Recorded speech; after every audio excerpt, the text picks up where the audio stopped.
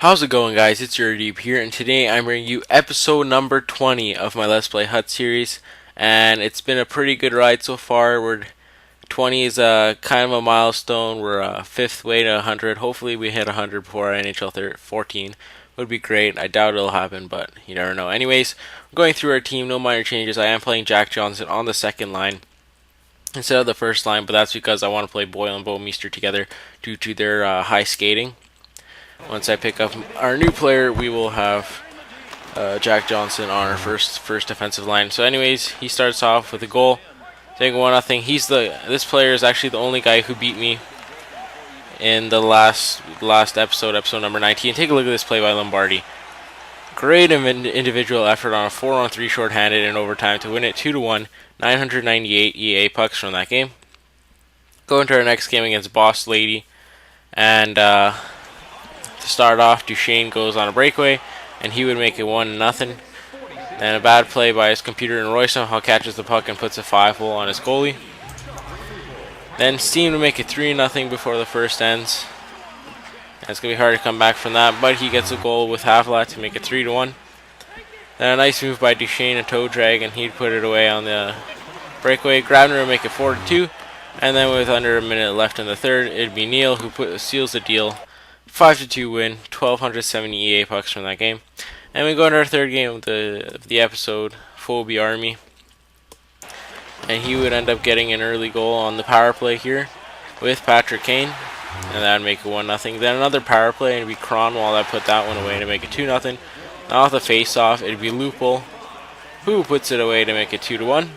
Then we go the other way, a nice turn there by Roy. And he's not going to make a mistake. That'd make it 2-2. And with under a minute left in the third, Havlat would end up finding the loose puck and put it away to make it 3-2. And that's how it would end. 986 EA pucks from that game. And then go into our next game against Indy Colts. Here we start off. Maybe Krejci would put away the rebound on a 4-on-4 to make it 1-0. Then he goes back with a big clapper by Myers to make it 1-1. Then it'd be Semin who would put it away on the breakaway to make it 2-1. Nice pass there by Krejci over to Steen. Steen would make no mistake to make it 3-1. Then Bouwmeester with a big clapper, and that'd make it 4-1 shorthanded. He comes back the other way to make it 4-2. And then he gets another goal. It'd be Marlowe who put it away to make it 4-3 on the rebound.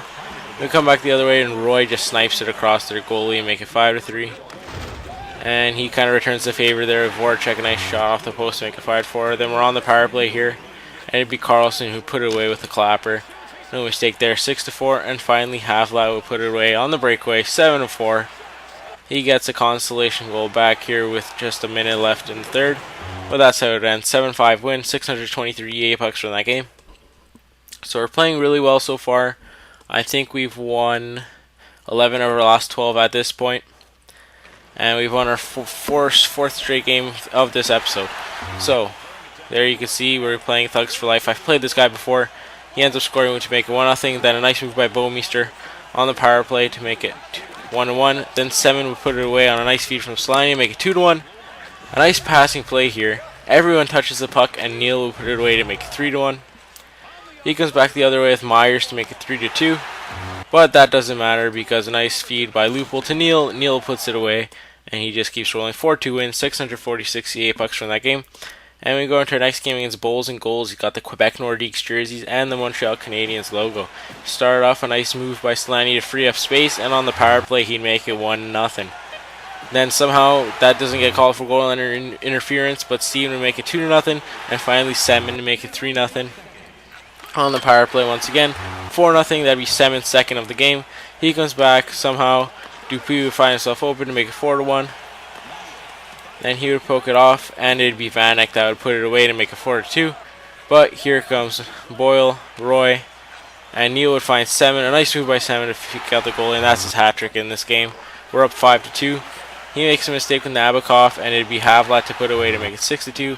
Then Jardy picks up his own rebound off the block shot, and that'd make it 7-2. And finally, Krejci picks up the rebound to make it 8-2. And this guy's just had enough. So what do we have here? That's right, we've got a rage quit. 8-2 win, a big win over this Montreal Canadian / Quebec Nordiques fan. And we go into our second last game of this episode. And to start off, somehow Sudaru put it away past Lennon. And then here, I don't know what I did. I was kind of trying to dump it, but I guess something happened there. He make it 3-0. And on the power play, Sam would find the back and then make it 4-0. So we're down 4-0. But that doesn't stop me because Duchesne would come back and get a goal to make it 4-1. Then somehow that bounces right over one of the weirdest goals I've seen so far in NHL. But Carlson would get the goal. And then Roy would make it 4-3. So we're back in business. But not yet because he gets a goal here. With Gaborik, just snipes it. Gaborik, I think, scored a hat-trick against me this game. He looks like a really, really good player, but I saw his price. It's about 60K. Lombardi would make it 5-4. But after that, it'd be Gaborik once again on shorthanded and make it 6-4. Markov on a 4-on-4 clapper right there to make it 7-4. And then Gaborik once again to get his hat-trick. 8-4 loss. 1,010 EA pucks. So our worst game so far in a few games. And as you can see, I do end up pick up Pietrangelo 9,950, just under 10K. And it was down to Weber and Pietrangelo from your suggestions. I kind of just wanted to get a player for this episode, just so you guys don't get empty-handed. So I did end up picking Pietrangelo since I had the pucks. And there you could see on his first shot for our team, Pietrangelo would score to make it 1-0. Then Lupo would make it 2-0. He comes back. Myers, another clapper, bounces off Carlson, and then make it 2-1. He does a nice circle there with Gardner, and that would make it 2-2. Duchesne gets tripped up, and I already missed 2 penalty shots in this game against him. And so I'm not going to make any mistake there. Snipe past the goalie. That would make it 3-2. And finally, Havlat, no mistake there. Goalie tried the diving poke check, but it doesn't work. We went 4-2, 1,152 A-pucks. So we're 7-1 in this episode. Our team record's 104, 33-8. We have hit 100 wins. Great record so far. I mean, we're doing much better towards the end of the month than as we started. I've won 14 of my last 16, and that is definitely something to be proud of. 1,505 EA pucks. So we still have quite a bit of ways to go to get our next player. I'm looking at Weber, but I'm also maybe thinking about getting an Edler and putting a team change card on him to play him with Pietrangelo, and then get Weber to play him with Jack Johnson. So you have kind of like the defensive shutdown line, as well as a good balanced two-way and offensive line with Edler and Pietrangelo. So basically, I really appreciate the comments.